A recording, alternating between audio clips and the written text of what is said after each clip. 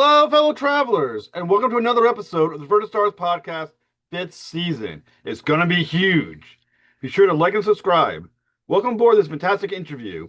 Stephen Manley boards the mothership to talk Star Trek III, The Search for Spock. Now, come aboard as we go traversing the stars. Hi, Mr. Manley. Thank you for coming to the Vertical Stars podcast. Hi, Jeff. How are you? I'm doing very well. Thank you so much for coming on the show. You're welcome. Thank you for having me.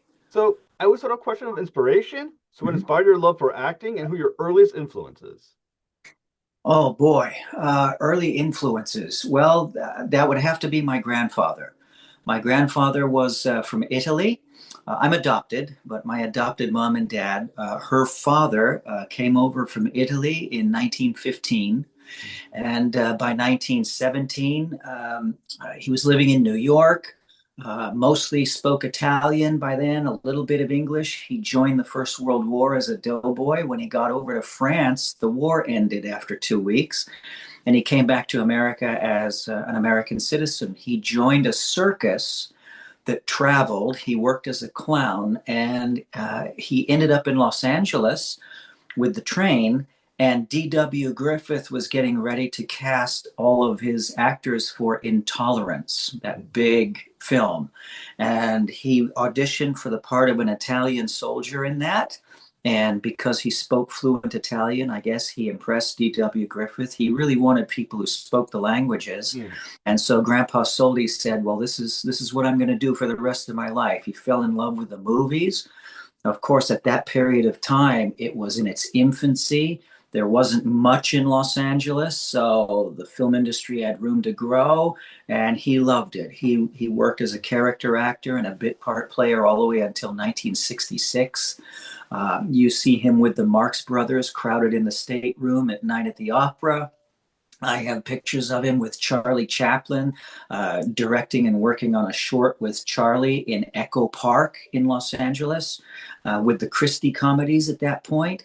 And what else? If you watch Singing in the Rain and Gene Kelly is getting drenched, he hands an umbrella to a guy who's getting soaked. That's Grandpa Soldi took the umbrella. So he lived with us after his wife passed away, and I was with him constantly. And the relationship was very much like Alfredo and Tito in Cinema Paradiso, when the little boy is with the elderly man who's the projectionist in the room. That is our relationship in a nutshell. When I would watch him, I still have his makeup kit. He would open up his makeup kit and show me nose putty and blood and how he made himself into an Oriental to double Warner Roland as Charlie Chan. I mean, it was magical. It really was. So I got my start when I was 5 years old. I got my SAG card. Mm. He helped me out with that. You could do that back then. And I started to audition once I caught the eye of Dorothy Deotis, who was a big children's manager in the early 70s, agent and manager. And I wanted to make my grandfather proud. He taught me how to read by reading film scripts that he had. Mm. So when I went to audition, I took it very seriously. When I would book a job and I was fortunate to be on a back lot, I would recognize the streets of the back lot from pictures that he was in that were in his portfolio. And even after he passed away in November of 74, there were enough old timers still left that kind of knew my grandfather a little bit. They kept a good eye on me on these sets as best they could, and they'd teach me all kinds of stuff about filmmaking and what the whole process was about. So that was my big influence. Very cool, very cool. And obviously, one of the roles you became famous for, as we're going to talk a lot about, is 17-year-old Spock in Star Right. Trek III: The Search for Spock. And obviously, I read a book recently that you are discussed in, Star Trek III: Search for Spock: The Making of a Classic Film by John and Maria Jose Tenuto. And I thought Uh-huh. that was fantastic, and how you what you discussed was fantastic. So, how did you get involved with Star Trek III? Great. By the way, John and I had 2 3-hour sessions. We just started talking about all kinds of stuff.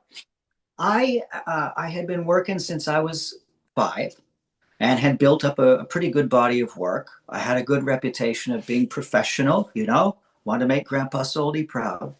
And I was fortunate to become friends with a man named David Jacobs. David Jacobs came up with an idea called Dallas in the mid 70s. And he pitched it to Lorimar after writing some episodic TV shows for them, like Family and Eight is Enough. And they said, "We like it. It's about an oil tycoon named JR, and the rest is history." He cast me in a short-lived series that he did called The Married Machine. And, I was always playing Europeans or handicapped or something like that. I was very thin, deep-set eyes, starving European war orphan. Well, in this, I had a handicap. I had a speech impediment, but I was also a sculptor and made these little kinetic sculptures and played Lee McCluskey's younger brother in that, which was a great experience. That was a great show. 2 years later, just out of nowhere, David wrote me into a second series that he got off the ground. Unfortunately, that was also short-lived, but it did double the episodes that the other one did. That was called yeah, that was called The Secrets of Midland Heights. And he wrote one episode where one of the stories in that particular episode of the show, my character had lost his mom. She died while he was away. And a carnival comes to the town of Midland Heights, and all the other kids who are older, they're off, riding roller coasters and going on the midway. And I'm kind of lollygagging by myself. And I walk by a tent where there's a fortune teller standing outside. And she notices that I'm a little bit down, and she invites me in, and she starts to draw a bead on my loss. So throughout the show, I keep going back to see her. And of course, she's very sincere. She's not trying to be vindictive. And at the very end, Bob Hogan, who plays my dad, comes in and breaks the spell. And, she's sorry to see me leave. Well, David said, "Oh my God, I've got Zora Lampert to play the fortune teller." He said, "This is going to be really good." My acting coach at the time, Bruce Glover, he said, "You better be on your game, kid, or she's going to run right over you." So we have a lot of work to do. When I showed up on the set, this is all getting to Star Trek. This is an important point. Oh, yeah. I saw Zora Lampert, and she had an Emmy for a Kojak episode that she did. Very heavy method actress, stage actress. And I thought she was wonderful. We worked together very, very well. There were times where we would just sit on her little set, that was the inside of her tent, and she'd sit in front of her table, and she would look at me and she'd say, "I'm not," with her accent, "I'm not going to call you Steph, and I'm going to call you Danny, your character. Do you mind if I call you Danny?" And I said, "You can call me whatever you want." I was 15 years old and just really impressed with this beautiful, talented actress. Well, I get a call in 1983, and Dorothy Deotis was now my manager, and she said, "They want to see you for Star Trek 3. And I walked in the office, and I saw his secretary, Sylvia, and she said, "Oh, Leonard's here. He's expecting you." My goodness. And I didn't see a casting person. I saw Leonard Nimoy sitting right there. Nothing between myself and him except a bunch of Star Trek books and magazine. And I sat down, and he was looking at my picture and my resume, and he had seen a couple of things that I was in. And I believe he looked at that episode of Midland Heights. So he said, "Hey, you've been around for a long time?" I said, "Yes." We talked a little bit about my grandfather. Okay. He said, "I've seen your work a bunch. You're very professional." And then the big question, he said, "How did you like working with Zora?" Now, a lot of people, because she was so heavy, they found her intimidating often, and it scared them. I fell in love with her. I thought she was great. So I said, I loved her. I fell in love with her. She was fantastic. She actually kind of wrote me a little bit of a love note after we were wrapped, which my mom promptly disposed of, which is a tragedy. It was about us working together. And Leonard Nimoy looked up at me and he said, "You passed the test, kid. That's what I wanted to hear, because Zora intimidates a lot of people, and she's my friend." And Leonard loved theater and he loved actors. And he and Zora were very close. And he said, if you can work with Zora, you can work with me. He said, you're not going to have dialogue like you did with Zora, but I want you to bring that same intensity to what we're doing. And I said, what am I doing? And he said, you're playing me as a 17-year-old guy. And I went, oh boy, there's some pressure, you know? So that is how I got started in Star Trek 3. And, I went to see him a couple of times. At one point, they brought in Joe Davis, who played Spock at 25 for a couple of shots. Hmm. He's the guy that throws the Klingon. And Harv Bennett and Richard Arnold were called up into Leonard's office, and we kind of stood in a lineup. So it was Leonard, Joe, myself. And then I put together he's going to come back on the Genesis planet somehow. And, Harv Bennett said, I think it works. And Richard Arnold said, yeah, it looks good. When everybody split, Leonard sat me down and he said, look, I want to tell you something. He said, Star Trek's going to be with you for the rest of your life. He said, it's been wonderful to me and given me a fantastic career. He said, you'll be doing Trek conventions for years. You'll always be able to do them. He said, do me one favor. He said, treat the fans with respect and respect Star Trek the way I have and never make fun of the people because it's very important to me. Mm-hmm. And I told him that I would. I said, of course, I'm professional. I've been around. I said, I'll follow your lead. I'll do exactly what you want. So I'm still here. I'm talking to you. Well, I think it's interesting because we've kind of the line I remember in the book says what kind of actress she is, and because you can work with her, you can work with him. You said very intimidating. What is it about her as an actress that made Leonard Nimoy feel that he is the same type of actor? Like, did you see the correlation between Zora and Laura Leonard? and how Leonard prepared for a role? I tell you, Leonard, he loved acting, right? He was very much a director's actor. But there's some people who go very heavy method. They have to live it, breathe it, eat it. Al Pacino's one of those guys. Meryl Streep is one of those people. The Kate Winslet. The list goes on and on. Christian Bale. And Zora she's still alive, I think. The last time I checked, she's in her early 80s, but she was very much along that line. And there's a different school of acting where people just kind of show up and they say their lines and they kind of take it as it comes. So if somebody is very, very serious and they're very, very heavy method driven, and have to put it inside themselves, it can be intimidating to a lot of people because they're very, very prepared and always thinking about what they're doing, what they're saying, how they're going to react, and what they're going to do, as opposed to somebody who's just kind of wings it on the spot.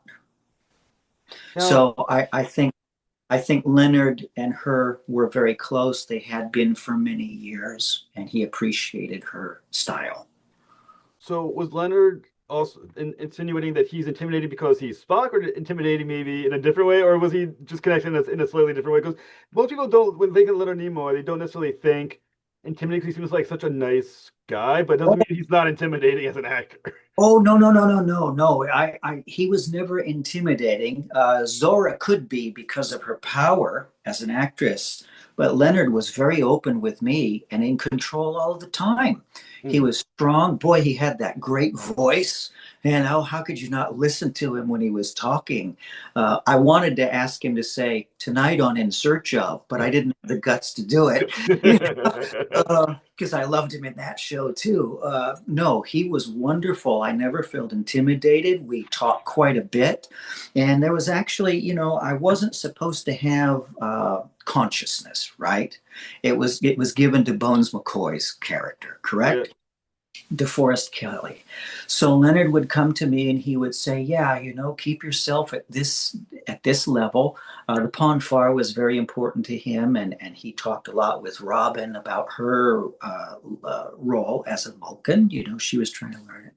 But there was one point after the Pon farr when the two stuntmen have us and they're going to kill one of us, right? And the stuntman opens up that nasty looking Klingon knife and they kind of go down everybody's face. And I thought at that point, even though he's 17 teen and he's not supposed to have his marbles. The little kids, the 6-year-old and the 12-year-old, they could get away with just having their ears on. But if he's my age, I thought you might have to see a little bit of continuity that it's going to become Yeah. Leonard, right? So we were rehearsing and I said, I have an idea. And he said, what? What's your idea? I said, just something. I said to give it some continuity that you're coming. And he said, all right, show me. So when the man went behind me with the knife, all I did was raise the eyebrow. Mm. That's it. You know, nothing there, but just the eyebrow raised for a second. And he's all, hey, Oh. he said, that's cool. I like that. Leave that in. He said, it's just enough. That was neat. So now, wow, my big contribution to Star Trek 3. The man had billions of dollars he was juggling, but you try and give what you can to give him something to work with. He liked that kind of thing. Because I think it was fascinating is that your portrayal of Spock is like continuity of four other Spocks. Because you had the younger Spock, I think at like 6. You had, like you said, the older at 24. You're 17. Mhm. You had the Spock that we all know from Leonard Nimoy. And the thing is, you're kind of like Spock, but you're not Spock because you are, but you don't have his consciousness. It's a Right. very interesting, weird middle ground to exist and to perform because you kind of are, but kind of not. Have to Mhm. exist like it's we know you're Spock, but at the same time, you can't quite be Spock because you don't have. I mean, where do you find that middle ground for all of that? That's a weird balance to try to make because the consciousness is gone, but you still kind of are though Spock. What I did was I watched as much of the original series on video cassette as I could once I booked the job. I watched Star Trek, the motion picture, and I watched Wrath of Khan just to bring me up to where we were going to be. I discussed with him that I was supposed to not have a consciousness. But just like that decision to raise that eyebrow, Hmm. I kept him inside me at all time. I was watching him on that set and watching how he was directing people, how he stood and smoked a cigarette, how he was working with the crew, and I was trying to absorb his mannerisms and his cadence, even though I wasn't consciousness. I figured there would still be something there. By the time he's 17, Yeah. that's old enough to start to see a glimmer of him, I thought. I mean, I think it was extraordinary. How much pressure is there? I mean, Spock is one of the most iconic TV characters in history. How much pressure is it into delivering what your character was on screen? Well, at first you can freak out when he said you're playing me at 17, a lot of Yeah. people would turn pale and run for an air sickness bag right away. Uh, I took the challenge and I was honored that he wanted me to do it. Hmm. And he wanted me to do it based on my work that he had seen before, like with Zora. So I took it as um, I took it as well. It was a great honor. He was giving that to me, and I didn't want to let him down with what I had to do. How much of the story were you given? Because nowadays, what they usually do is they just give you, like, in picturing a major movie like this, they only give you the lines that you're in. Mhm. Did you get the full story, or did you just get the scenes that you are in? I got 4 pages of the script. They were infrared coded. There was a lot of security around it at the time. This is the period when Indiana Jones and the Temple of Doom was getting ready to, they were shooting that. Hmm. Lucas had made Star Wars and the first Indy, and, all these kind of blockbusters by those younger directors were coming out, and people were really, I don't want to say paranoid, but there was a lot of security around stories leaking out and Hmm. pages going out because now fans were buying movie posters and the fan magazines were coming out. I myself, I used to frequent Eric Caden's Hollywood Book and Poster all the time and buy movie Hmm. posters, and there were scripts out and all kinds of stuff. So they were very strict about that. Obviously, the lead characters had all the script. For Yeah. me, they only gave me about 4 pages. I had to turn them in when I was done at the end of the day. So as they got knocked out, and the script. I was there a week, by the way. So I had nothing, from that. I think I had a call sheet or two. but they didn't tell me. Now, I watched The Wrath of Khan. I saw how he died. I saw there was the Genesis planet. It said in the script that I had, it said back on the Genesis planet. So I kind of put the whole thing together. And then we talked before we started shooting. And he said, obviously, you're coming back. It's on the Genesis planet. We're not really, letting that out how it happens. It just happens. We pick you up when I'm 17. Got it. That's all I needed to know.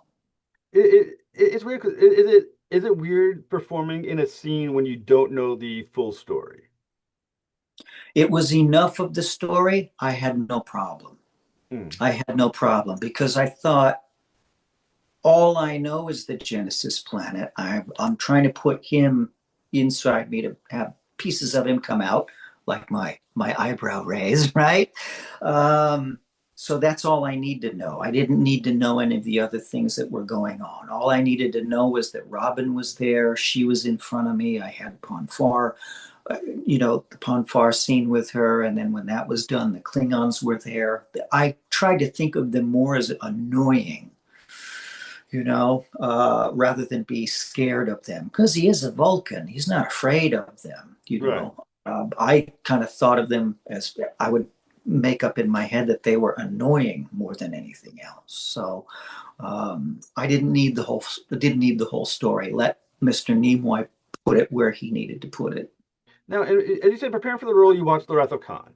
Mhm. And we know Lieutenant Savick is being played by Kirstie Alley in The Wrath of Mhm. Khan, and in this one you have Robin Curtis. Uh-huh. How was that? I mean, how did that change? Like, did you know what the Savick was going to deliver versus what Kirstie Alley? Because Kirstie Alley's Savick and Robin Curtis are different, Mhm. very much different characters in many ways. Even though they're the same character, they perform very differently. How much information were you given on what this performance was going to be like with Robin versus what you might have thought about what Kirstie was doing as Savick from watching the movies? You know, over the run of a play, for instance, they'll have different people play a part. I know that Raul Julia and Frank Langella both played Dracula on Broadway, and Frank Langella was in the feature film version. There's Mm, been a bunch of different guys who've played Poirot, right? A few different actresses who've played Miss Marple, right? So these things happen. I knew that Robin was going to be playing the role. Kirstie Alley was under contract to Paramount. She worked for them all the time. My feeling is that Cheers was really taking off and they were going to put her on it. And so they just simply moved her into that. So she couldn't do two things at once. mm. Um, I liked what she did, so I knew that I was going to be with a woman playing Savick. I met Robin on the set. Matter of fact, the very first time that I met Robin, she was asleep in her makeup chair at 5 o'clock in the morning with a cup of coffee in one hand and a styrofoam cut and a lit cigarette in the other hand, and the makeup artist, James Cale, was putting her ears on. And the poor thing, she had to get up at, God knows, 3, 4 o'clock in the morning. So she was trying to just doze while he was putting her ears on. But she was very pleasant to me, very, very nice. She felt a little bit of pressure, I'm sure, picking up the role from another actress who was established doing that. But Leonard was really, really good for her. We'll do conventions, and once in a while, Robin will bring this thing up. She'll say, "Oh, I didn't know what I was doing. Oh God, I was so scared." And I had to jump in the last time I saw her. I said, "Wait a second, I remember exactly what happened." Leonard would say, "Okay, come over here." He'd have a conference with you. You guys would talk. She smoked a clove. He smoked a Winston. By the time they were done with their cigarettes, she'd said, "Okay, I got it." She'd come in. She'd do a terrific job. And Leonard would walk up and say, "See, you got it." Right? So, it's hard picking up a role from somebody else. Everybody's going to judge you. But like I said, Kenneth Branagh's playing Poirot right now. I'm a little bit harsh. He's a wonderful actor. God, I hope I didn't get struck by lightning. But David Suchet to me is Poirot. He's just fantastic. He did it for 30 years. Now, So, yeah. I mean, kind of interestingly, you and Robin were in a similar situation. She was a newer actress in some way, taking over for Kirstie Allen, another actor. you were new. You've been in a while, but at 17, you're still technically, in my opinion, new at because you're 17. But you're taking over for Leonard Nimoy for a Spock. So you both, in many ways, are performing roles that were made known by another actor first. Mhm. Did that make a connection? Did you guys ever have a discussion about what that the experience of that was, or did you guys not really discuss the situation like at all? I don't think Robin discussed her Savick character with me at all. I didn't really discuss taking over or being Spock. I mean, we knew that I was Leonard. It didn't enter into conversation. What I think we were concerned with what was going on in that moment for the moments that we had on screen. One thing that I can bring up, I've been acting since I was 5, 6 years old, right? Been in a couple of big feature films like The Hindenburg and did a lot of TV, played Carradine as a kid on Kung Fu for a year, all kinds of stuff. There were quite a few guys on that set that I had known on other shows. So I felt comfortable just walking in on my first day. I knew the wardrobe man, James, the two makeup guys. One of them, Wes Dawn, was very famous. The other fellow, Tony Lloyd, was Michael Caine's personal makeup man. The two stunt men I had met before. They knew that I had been injured on a film set on the Hindenburg many years before, so they made sure I was cool on the set with the fire and the trap doors and all that kind of stuff. And several guys on the lighting crew, the grips, cable pullers, stuff like that, So I was more comfortable coming in cold. I knew a few guys already, so that I think that helped. Robin, I don't think she knew anybody, so Mm. that she had to come into it completely ice cold, But we never really talked about that. Pon farr, we tried to figure it out. Leonard had said in the TV show it went to a certain point. He wanted to pick it up in the show more, right? Mm. So we had to improvise it, work it out, and figure it out. I think we did that for about 30 minutes, which is a long time on a film set. That was something we could have, I'm sure that Leonard would have loved to rehearse that all day long, but it just wasn't possible. So we had to kind of figure it out as we were doing it. And when you're 17 and a beautiful woman in her older 20s reaches out and touches your fingers, something happens anyway, right? So I so I just tried to improvise with that, right? So at one point, when we were rehearsing it and trying to figure it out, Leonard said, "I like this." And he said, "What would you do, Stephen?" And I said, "Oh boy." And I grabbed her hand and grabbed her fingers, and she jumped a little bit. Said, "Oh boy, I like that one there." We did a little bit more that they ended up cutting. She touched my face at one point and stuff like that. But I am very grateful because I read in Leonard's book, I Am Spock, that there was an executive somewhere at Paramount who was not into Star Trek. I don't know what he was into. How could you be at Paramount and not love the products that they've got, Mm. right? Star Trek's one of them. And he laughed at the scene and wanted it cut. And Harv Bennett and Leonard fought to keep it in. And they said, no, this is very important. So I owe that to him. So here I am 42 years later, talking with you, just like Leonard said that I would. Well, I think that's awesome because that Pon farr scene, I mean, that becomes a very famous scene in the Star Trek films. And like you said, it was highly debated behind the scenes, as it also mentions in that book by the Tenutos. How aware were you, or did you have any thought when you were doing it that scene was going to be either a very much talked about scene or that there was some debate behind the scenes about it? Were you aware of any of it? And did that impact or concern you while you're doing the scene? Yeah, during my second meeting with Mr. Nimoy, after we did the lineup, of Joe, myself, and Mr. Nimoy that Hart Bennett and Richard Arnold kind of looked at and supervised, I had time with Mr. Nimoy, just the two of us to chit chat. And he told me that about the Pon farr scene that day. And we talked a little bit about it. And he said, I don't know exactly how we're going to shoot it. He told me they took it to a certain point in the TV show. He said, but we'll work on that. He said, I will tell you this, Stephen. He said, this will make Trekkie history. I guarantee you it will. He Hmm. said, because it's not been shown before. You're playing me. It's a good moment in the film and it's a sensitive moment in the film. He said, so be prepared for that. And I think another thing that's kind of interesting is that, as you mentioned, without dialogue, everything is being portrayed in your face, in your eyes and your face. I mean, obviously, you're using the rest of your body as well, but for the most part, your eyes and face is portraying every aspect of this emotion. Um, when you were looking at your script, obviously you don't have dialogue, Right. so you can't just be like, "My these are my lines. This is what I'm going to be saying." So when you're preparing for that role, knowing this is all just, what were you reading in the script that cued you on how to prepare for the physicality of the role, how to do what you are thinking without having the dialogue to tell you what you're thinking in that script? How are you approaching it? Well, a couple of things. One, it didn't, from what I remember, there wasn't really anything written about the Ponfar in the script. Maybe, maybe three lines of stage direction. I can't remember.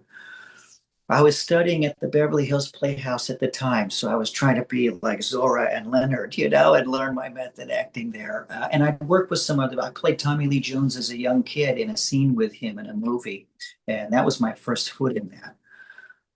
But I love silent film actors. Love them, all of them. Look at Brigitte Helm in Metropolis, how she goes from the good Maria to the bad Maria, all silent. However, they were speaking when they were shooting those silent films. Love Lon Chaney Sr. I love Buster Keaton. He's stone faced and comes out with a lot of emotion.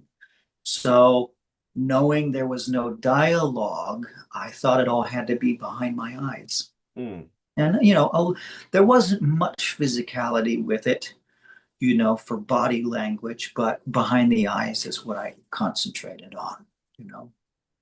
Now, one thing that you said that's very interesting is you described Leonard Nimoy as an actor's director. Mhm. Now, not everyone is probably aware outside the world of the actors what that means, as far as how is an actor director approach different than, let's say, without slamming anyone directly. That's not really a slam, but like George Lucas is known to be more like a special effects Mhm. story director, not an actor's director.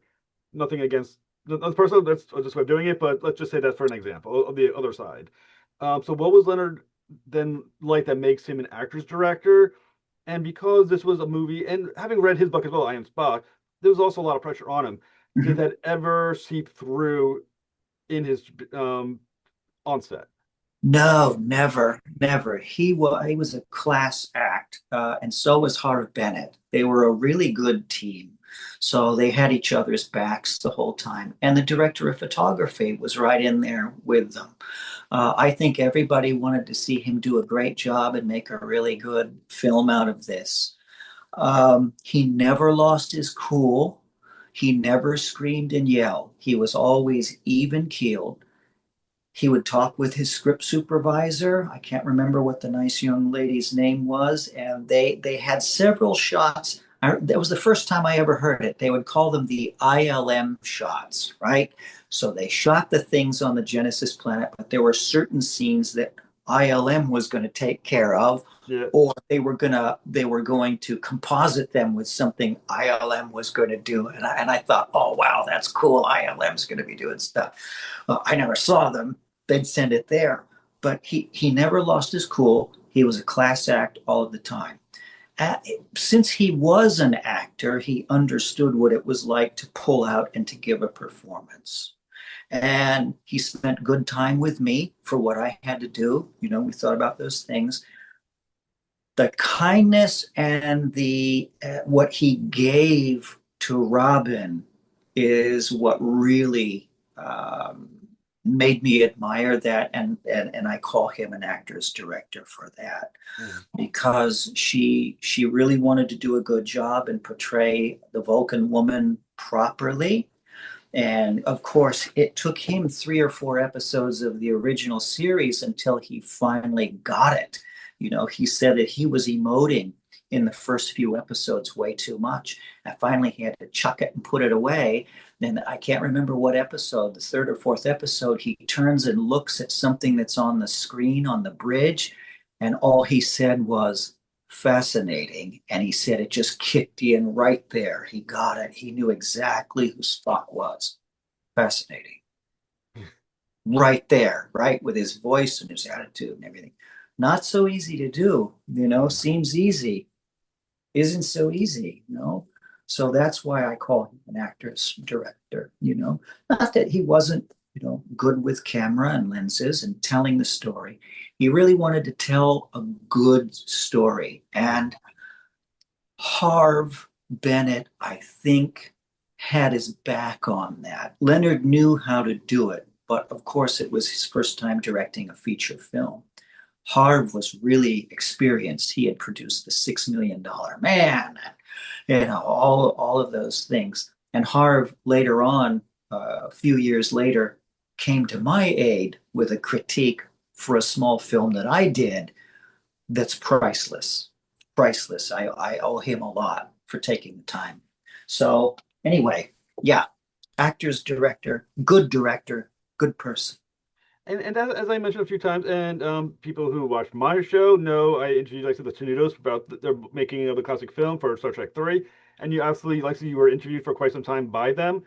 Um, when you, what is it like given the opportunity to reflect upon a moment in your life like that and recognize the amount of importance people are placing on that moment of your life?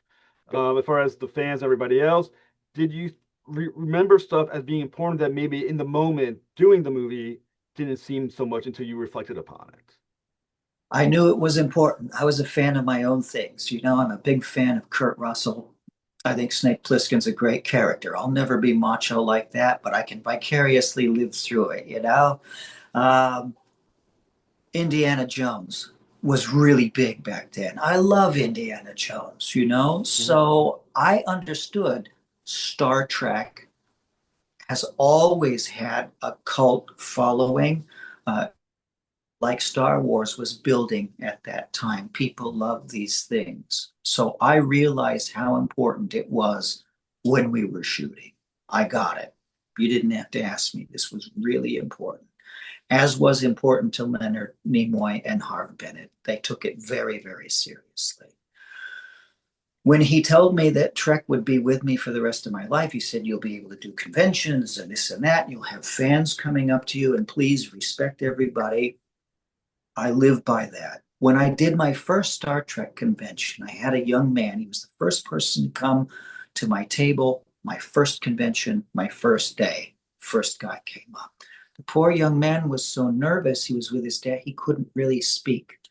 And he said, do you realize what an important thing you've done and been in? And I said, yes, I do. Leonard Nimoy told me about that. So I anticipated it. Um, I try to see a little bit more than what we're shooting at the time. I try and see how it's going to be Mm. perceived. So I got it. I got it. I got it from the get go. Mm. And Ref- I mean, as Leonard Nimoy mentioned, and as you mentioned, 42, 43 years later, people are still talking to you, bothering you about this moment in your life, including myself, who loves talking about Star Trek and enjoys talking with you right now. Um, there's not many people in the world who has the experience of having millions of people embrace them the way Star Trek fans embrace you as a member of the Star Trek family. Um, not that many people have the experience to be at a convention, have people line up to talk to them. What has it been like to exist within the Star Trek family? it's been good. It's been good to me. There's been some wonderful people. Um, I've met some great people over the years, and you know, uh, the fans have been wonderful. I don't do many conventions anymore, a select few here and there. But 5 years ago, I was invited to go over to Birmingham, England.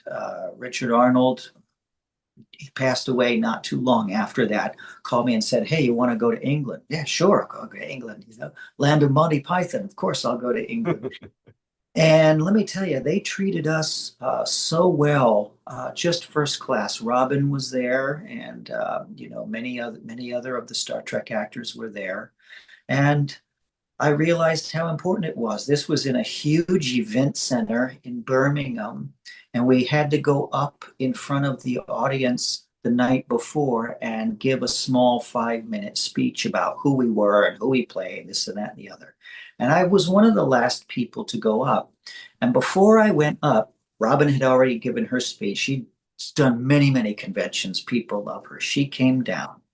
And I took her aside, and at this point, I think it was what, 36 years, 37 years since the film. And I said, I got to tell you something. And she said, "Oh, what is it?" And I said, 37 years later, after I first met you in the makeup room on that Paramount stage, and here we are, we're in England talking to people who love what we do. And I said, thank you for being my leading lady opposite me, and she teared up a little bit. And then I went out and gave the people a nice speech, starting with getting the phone call for the audition to go in and see Leonard Nimoy. And people came up to me for 3 days straight. Uh, it was wonderful. It means something to people, and it's important. So you spend good time with each person who comes up to you to meet you. Thank God they remember me, because sometimes I look at the picture of that 18-year-old actor and I go, boy, that's a long time ago. I don't think I look the same, as I did back then. But, I took it serious. I always do. I always do.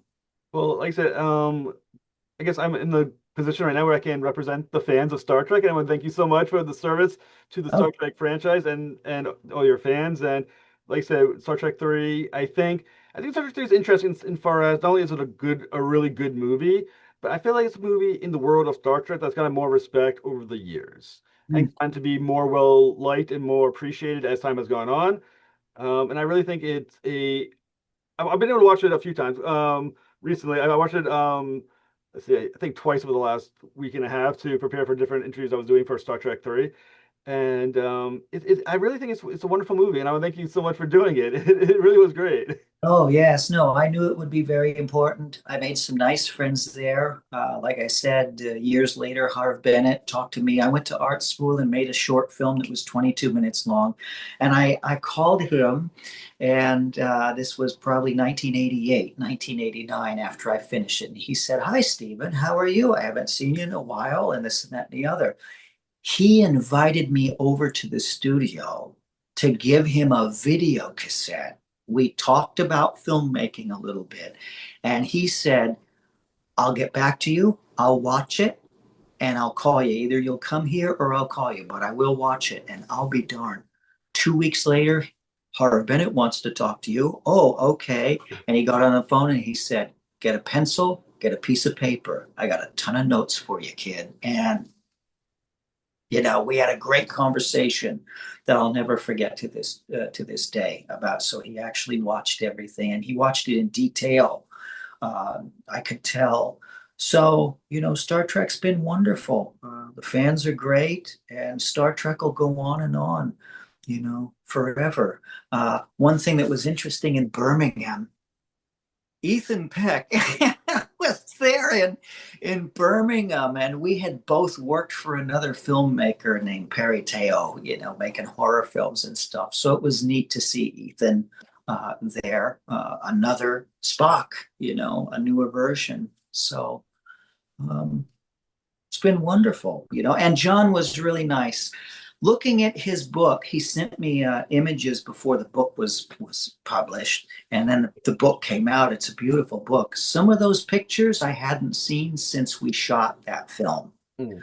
So there's one with, I believe it's either Harve Bennett's secretary or Leonard Nimoy's assistant, and I'm with the two stuntmen and the nice lady, and it just flashed back. I remembered exactly where we took that photo. It was outside the commissary, and some of the wider pictures of the set itself, which I remember, and some good memories.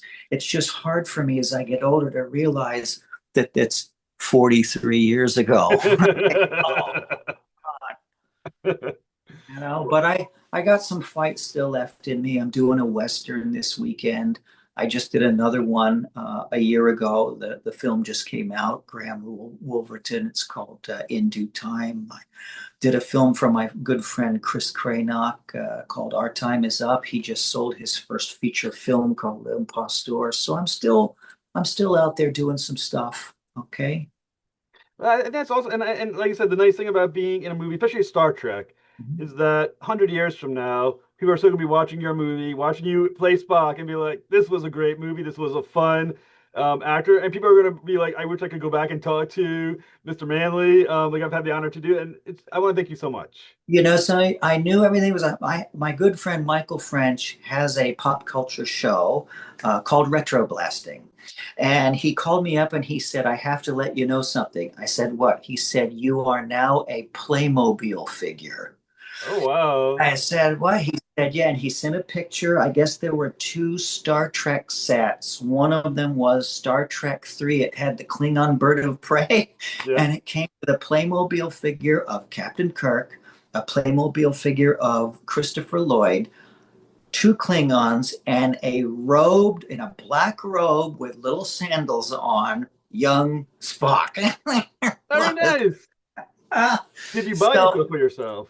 right, so I thought I love Playmobil. I'm more of a Playmobil guy than a Lego guy because I stepped on too many Legos as a kid that really hurt the bottom of my feet. So Playmobil's got rounded edges on it, not as dangerous. So anyway, I am forever a Playmobil figure, and Leonard was right. It'll be with me for the rest of my life. Did you buy it though for yourself? Not yet. I'm going to call. Oh, I'm going to call Playmobil, and you can kind of order parts. yeah. I'll order a few of them, so we have them. Very cool. Mr. Manley, thank you so much for talking with me. It's been an absolute honor. Anytime you want to come back on the show to talk about what you're working on, please do. And I just want to thank you for being part of one of the best franchises media has made. So thank you so much. Oh, thank you, Jeff. It's been an honor to do it, and it's been a lot of fun to talk to you. Of course, Thank you so much. you're welcome.